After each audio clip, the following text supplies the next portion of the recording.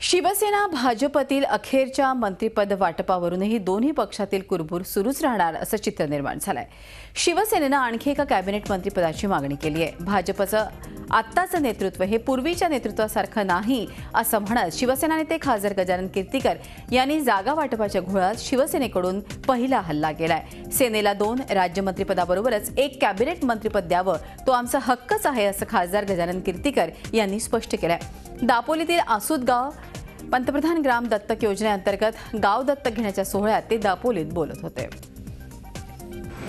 ते सुरुवातीला मान्य करत नव्हते, कुठेतरी भरकटत चालले होते आणि मग त्यांना कळलं की नाही, हे 1/3 आणि आम्ही 2/3।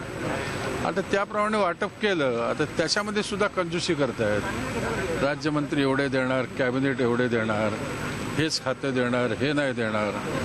जे मिळाले ते आम्ही त्याच्यामध्ये खुश आहोत। आता 2 द्यायचे आहेत, 2च्या ऐवजी आणखीन एक त्यांनी कॅबिनेट पण द्यावी अशी मी शिवसैनिकांच्या वतीने भावना व्यक्त करतो। पण ते केवळ राज्यमंत्रीपद म्हणतात, त्यामध्ये 2 राज्यमंत्री अधिक एक कॅबिनेट द्यावं। झी 24 तास रहा एक पाऊल पुढे।